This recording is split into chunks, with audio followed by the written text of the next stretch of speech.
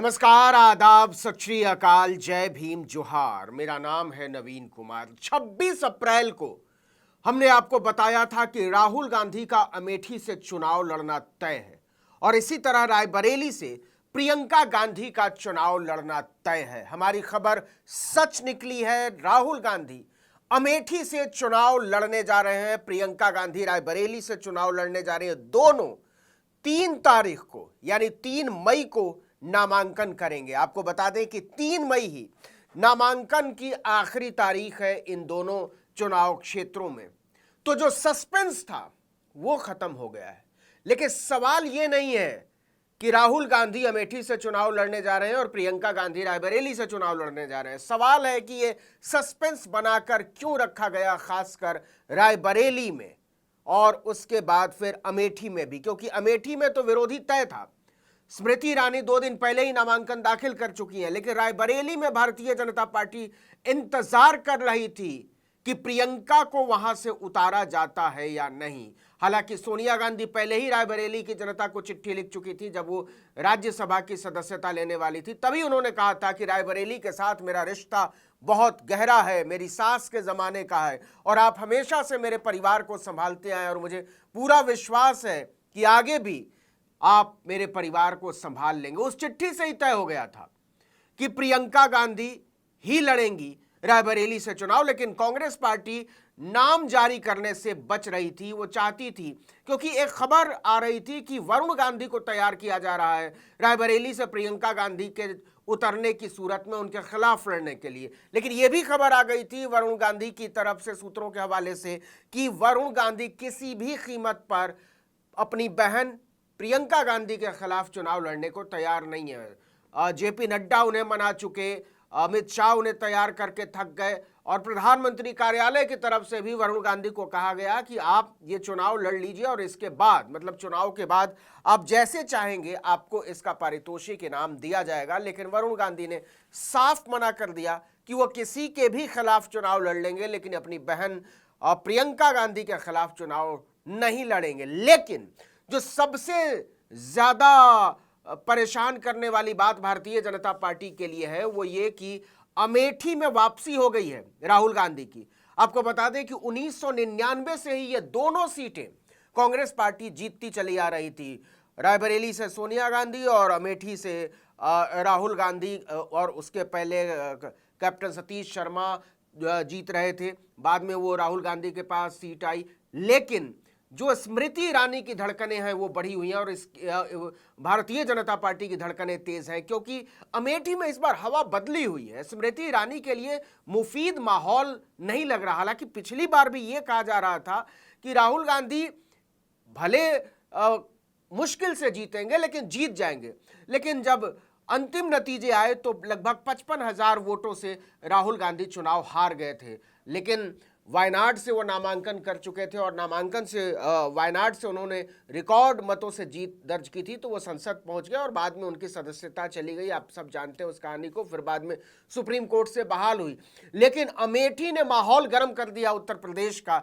India गठबंधन का जो खेमा है उसमें बहुत उत्साह नजर आ रहा है। अखिलेश यादव खुद भी चाहते थे कि दोनों भाई बहन राहुल गांधी और प्रियंका गांधी उत्तर प्रदेश से चुनाव लड़े। इससे आसपास के इलाकों में जो मतों की गोलबंदी है उसमें मदद मिलेगी। और आखिरकार राहुल गांधी ने ये मौका स्वीकार कर लिया है, यह आमंत्रण स्वीकार कर लिया है। पार्टी के कार्यकर्ता तो बहुत लंबे समय से कह रहे थे, मांग कर रहे थे कि राहुल गांधी को अमेठी से लड़ना चाहिए और प्रियंका गांधी को रायबरेली से लड़ना चाहिए। लेकिन कहा जाता है कि राहुल गांधी तैयार नहीं हो रहे थे। बाद में सोनिया गांधी को इसमें लगना पड़ा और एक इंटरनल सर्वे कराना पड़ा और उस इंटरनल सर्वे में राहुल गांधी को जीत मिलती हुई दिखाई दी। फिर सोनिया गांधी लगी और बड़ी मुश्किल से राहुल गांधी चुनाव लड़ने को तैयार हुए और 3 तारीख को, 3 मई को, क्योंकि आखिरी तारीख है, उसके बाद नामांकन नहीं हो पाएगा, तो नामांकन दाखिल करेंगे प्रियंका गांधी और राहुल गांधी दोनों। लेकिन अमेठी में राहुल गांधी, क्योंकि उत्तर प्रदेश में गांधी परिवार की जो वापसी है खासकर राहुल गांधी की, वो बहुत चौंकाने वाली है। सोनिया गांधी का जो युग था राजनीति का, उत्तर प्रदेश में सक्रिय राजनीति का युग, उसकी समाप्ति की घोषणा कर दी उन्होंने राज्यसभा की सदस्यता स्वीकार करके। तो यह पीढ़ियों का भी हस्तांतरण है कि अब जो नई कांग्रेस है उसके चेहरे अब सोनिया गांधी नहीं, अब राहुल गांधी और प्रियंका गांधी होंगे। इससे यह संदेश भेजने की कोशिश हुई है क्लियर कट कि अब नई पीढ़ी नए कांग्रेस को चलाएगी और अब आप तय करिए कि आपको क्या चाहिए। नरेंद्र मोदी चाहिए, नरेंद्र मोदी की वैचारिकी चाहिए, हिंदू मुस्लिम की वैचारिकी, नफरत की वैचारिकी, बेकार की हवाबाजी की वैचारिकी, जिसमें वो कभी कहते हैं कि मंगलसूत्र छीन लिया जाएगा, कभी वो कहते हैं कि आपकी धन संपत्ति को बांट दिया जाएगा, कभी वो कुछ कहते हैं, कभी वो कहते हैं कि पाकिस्तान में खुशी मनाई जा रही है, पाकिस्तान के लोग चाहते हैं राहुल गांधी को प्रधानमंत्री बनते हुए देखना। तो एक तरफ ये विचारधारा, दूसरी तरफ राहुल गांधी और कांग्रेस पार्टी की विचारधारा जो बड़ी साफ है, जो कहती है कि हम आरक्षण के मुद्दे पर आगे बढ़ना चाहते हैं, हम न्याय की बात कर रहे हैं, सामाजिक न्याय की बात कर रहे हैं। और इस समय जो जिस मुद्दे को लेकर सबसे ज्यादा जिद पर अड़े हुए हैं राहुल गांधी, वो है जातीय जनगणना। वो कहते हैं कि ये सबसे ज्यादा जरूरी है। और अब तो वो ये भी कह रहे हैं कि छोड़िए भारतीय जनता पार्टी, उसके कहने से या उसके जिद पर अड़ने से ये जातीय जनगणना रुकने वाली नहीं है। राहुल गांधी यहां तक कह जाते हैं कि मेरे अब आगे आ जाने से, अगर मैं भी कह दूं कि जातीय जनगणना नहीं होनी चाहिए, कांग्रेस पार्टी भी कह दे कि जातीय जनगणना नहीं होनी चाहिए, हमारे नेता भी लग जाए कि जातीय जनगणना ना हो, तो भी जातीय जनगणना रुकने वाली नहीं है।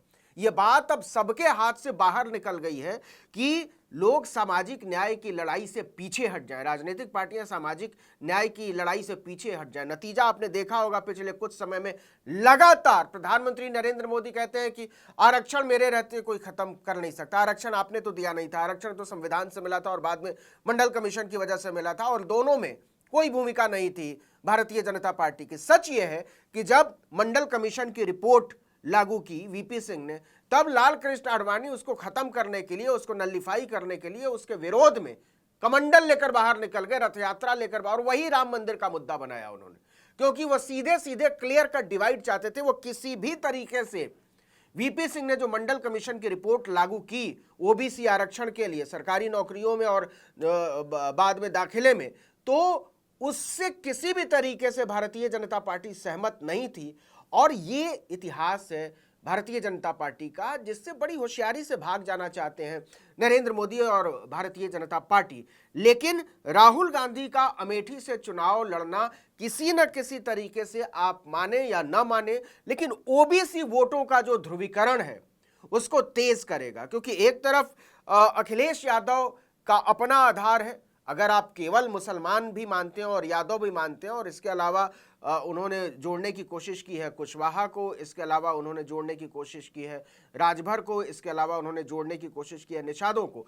लेकिन राहुल गांधी जो एक संपूर्ण तरीके की तस्वीर बना रहे हैं सारे ओबीसी को लेकर कि जिसकी जितनी संख्या भारी उसकी उतनी हिस्सेदारी, ये उत्तर प्रदेश में संदेश जाएगा अमेठी में उनके नामांकन करने से। और यह भारतीय जनता पार्टी के लिए कोई अच्छी खबर नहीं है, क्योंकि मायावती की बहुजन समाज पार्टी बहुत किनारे हटकर चुनाव लड़ रही है, और चुनाव लड़ भी रही है या नहीं लड़ रही है ये भी अपने आप में बड़ा रहस्यपूर्ण है। लेकिन राहुल गांधी के आने से एक बात बड़ी साफ हो जाएगी कि ओबीसी पॉलिटिक्स बहुत तेज होगी। जो पिछड़ी जातियों की राजनीति है उसका एक नया ध्रुवीकरण शुरू होगा, जिसको साध कर 2014 में और इसके बाद 2019 में नरेंद्र मोदी सत्ता में आए, अब उसका चेहरा बनने की कोशिश कर रहे हैं राहुल गांधी। लेकिन सवाल है कि क्या यह इतना आसान होगा? क्या राहुल गांधी को ओबीसी यानी पिछड़ी जातियां अपना नेता मानने को तैयार होंगी? क्या कांग्रेस पार्टी के भीतर जो रिप्रेजेंटेशन का अभाव है, जो कमी है, पिछड़ी जातियों के नेताओं की जो कमी है, दलित जातियों के नेताओं की जो कमी है, उसको अकेले राहुल गांधी के चेहरे से ढका जा सकता है? और अब रिप्रेजेंटेशन देने के लिए कांग्रेस पार्टी में कम से कम 2024 के चुनाव के हिसाब से बहुत देर हो चुकी है। लेकिन राहुल गांधी का अपना क्लाउट है, उनका अपना असर है, उनका अपना दबदबा है, और जिस सादगी के साथ वो राजनीति को आगे ले जाना चाहते हैं वो नरेंद्र मोदी के एकदम उलट है। लेकिन ये बात सच है कि अमेठी से, रायबरेली से अगर छोड़ भी दीजिए प्रियंका गांधी को, क्योंकि वो सोनिया गांधी की उत्तराधिकारी के तौर पर सामने आ रही हैं, लेकिन राहुल गांधी एक अलग राजनीति के साथ सामने आ रहे हैं, और ये भारतीय जनता पार्टी के लिए एक बड़ा संकट खड़ा करेगा।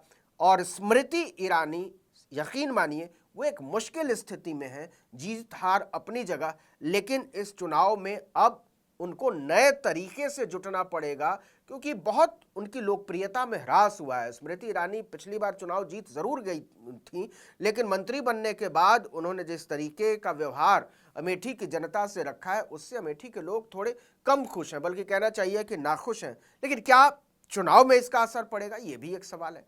लेकिन एक बात बड़ी साफ है कि जो लोग कह रहे थे कि राहुल गांधी उत्तर प्रदेश से भाग खड़े हुए और वो वायनाड चले गए और वो मुस्लिम राजनीति करने लगे, इन सारे सवालों को थोड़ी देर के लिए जो है विराम इन सवालों पर लग गया है और राहुल गांधी अब एकदम खुलकर खेलने के मूड में, फ्रंट फुट पर हैं। नरेंद्र मोदी को वो भाषणों में तो चुनौती देते ही हैं, चुनावी राजनीति में भी वो खुलकर चुनौती देने के मूड में आ गए हैं और उत्तर प्रदेश से कम इंडिया गठबंधन के लिए ये एक मुफीद खबर मानी जा सकती है। इस वीडियो में इतना ही, लेकिन अगर आपने आर्टिकल 19 इंडिया को अब तक सब्सक्राइब नहीं किया तो फौरन कीजिए, बेल आइकन दबाइए, घंटी जैसी आकृति, लाइक कीजिए और कमेंट करके बताइए हमारा वीडियो आपको कैसा लगा। यूट्यूब पर देख रहे हैं तो हमारे चैनल को सब्सक्राइब कर दीजिए और हमारा ट्विटर हैंडल है आर्टिकल 19_इंडिया और मेरा ट्विटर हैंडल नवीन जर्नलिस्ट। नमस्कार।